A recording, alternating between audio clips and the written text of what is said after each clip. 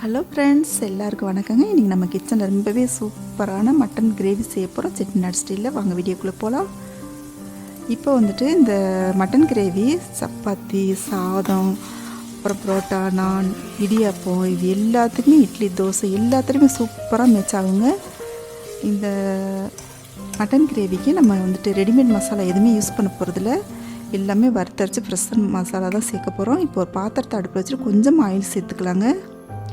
இது வரைக்கும் நம்ம சேனல் நீங்கள் சப்ஸ்கிரைப் பண்ணலாம், சப்ஸ்கிரைப் பண்ணிக்கோங்க. பெல் ஐக்கானை கிளிக் பண்ணிக்கோங்க. இப்போ ஒரு டேபிள் ஸ்பூன் அளவுக்கு மிளகு சேர்த்தாச்சு. இது நல்லா பொரிஞ்சு வரட்டுங்க. இப்போ ஒரு ஸ்பூன் அளவுக்கு மல்லி தனியான்னு சொல்லுவாங்க, இதை ஆட் பண்ணியாச்சு. இதோட இது நல்லா வந்துட்டு செவந்து வரட்டும்.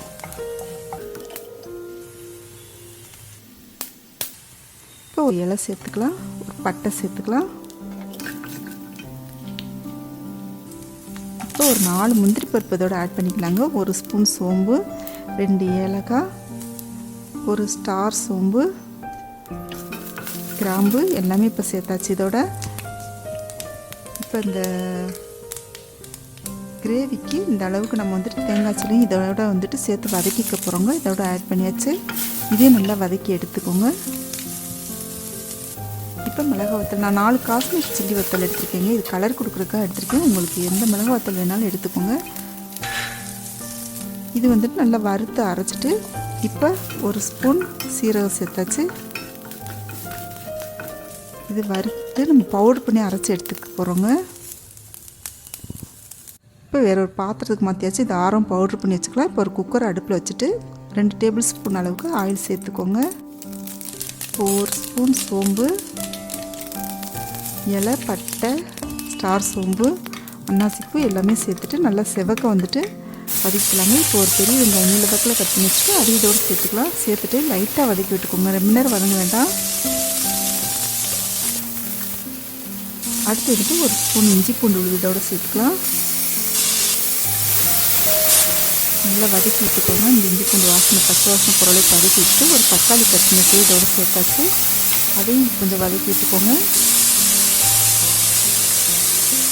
இப்போ வந்துட்டு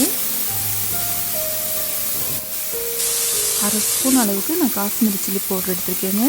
நீங்கள் நார்மல் மிளகாய் பொடியாக இருந்தால் சரி எடுத்துக்கோங்க. இப்போ 1/2 ஸ்பூன் வந்துட்டு மஞ்சள் பொடி சேர்த்தாச்சு. இந்த எண்ணெயில் வதக்கி விட்டோன்னா இது நல்ல ஒரு கலர் கொடுக்குங்க. இந்த கிரேவிக்கு சூப்பரான ஒரு கலர் கொடுக்கும். இப்போ 1/2 கிலோ மட்டன் எடுத்து வச்சு கழுவி வச்சுட்டு அதை இதோடு சேர்த்துக்கலாம். சேர்த்து விட்டுட்டு நல்லா அதை நல்லா கலந்து விட்டுக்கலாங்க.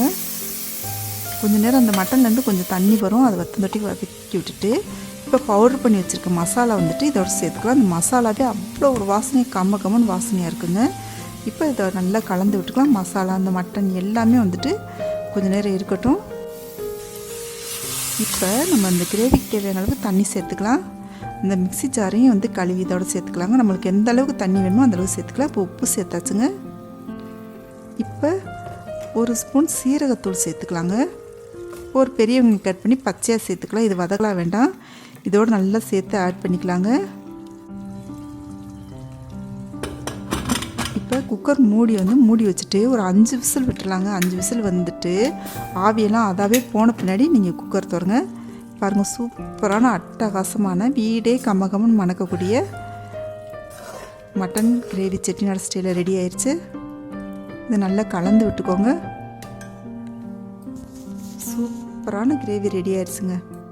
அவ்வளோதாங்க. ரொம்பவே ஈஸியான முறையில் மட்டன் கிரேவி செட்டிநாடு ஸ்டைலில் ரெடி ஆயிடுச்சு. இப்போ மல்லித்தலை தூவிக்கலாம். நம்ம நீங்கள் இது வரைக்கும் நம்ம சேனலை சப்ஸ்கிரைப் பண்ணலைன்னா சப்ஸ்கிரைப் பண்ணிக்கோங்க. பெல் ஐக்கானை கிளிக் பண்ணிக்கோங்க. கமெண்ட் பண்ணுங்கள் எப்படின்னு சொல்லி லைக் பண்ணுங்கள். ஃப்ரெண்ட்ஸ்க்கு ஷேர் பண்ணுங்கள். தேங்க்யூ.